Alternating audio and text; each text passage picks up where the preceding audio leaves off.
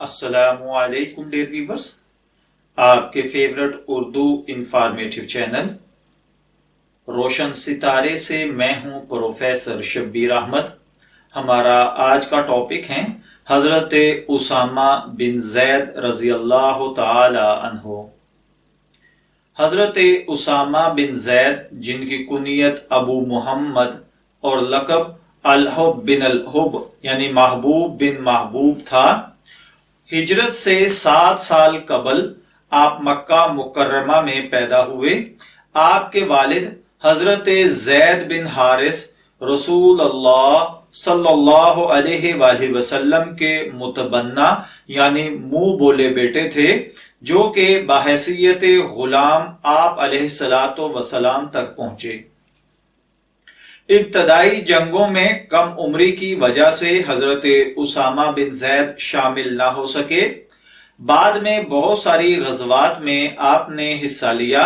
فتح مکہ کے روز رسول اللہ صلی اللہ علیہ وآلہ وسلم کے ہمراہ ایک ہی اونٹ پر سوار تھے۔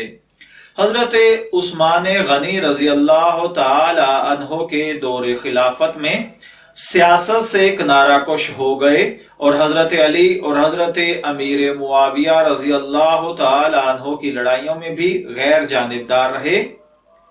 حضرت اسامہ بن زید سپہ سالار سریہ اسامہ بن زید تھے، یعنی نبی اکرم صلی اللہ علیہ وآلہ وسلم نے اپنی حیات طیبہ میں جو آخری مارکے کے لیے لشکر تیار فرمایا تھا، اس کی کمانڈ حضرت اسامہ بن زید رضی اللہ تعالی عنہ کے حوالے کی گئی تھی۔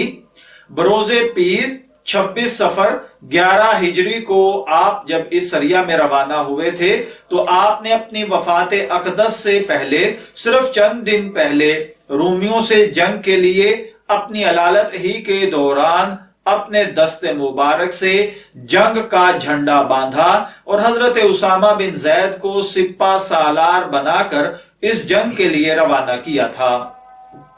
اگر میں بات کروں حضرت اسامہ کے مختصر تعارف کی تو آپ 615 عیسوی میں پیدا ہوئے اور آپ نے 678 تقریباً 62 سے 63 سال کی عمر پائی۔ آپ خلافت راشدہ میں بہترین عہدوں پر رہے۔ آپ کے والد کا نام زید بن حارثہ، جو کہ نبی اکرم صلی اللہ علیہ وآلہ وسلم کے متبنہ یعنی منہ بولے بیٹے تھے۔ آپ کی والدہ کا نام ام ایمن تھا۔ آپ نے غزوہ حنین اور سریہ اسامہ بن زید میں خوب بھرپور شرکت کی تھی۔ میں دعا گو ہوں کہ اللہ تعالی ہمیں حضرت اسامہ بن زید کی حالات کو جان کر اور ان کے بتائے ہوئے ان کے اپنائے ہوئے راستوں کے مطابق اللہ کے احکامات کے مطابق زندگی گزارنے کی توفیق عطا فرمائے۔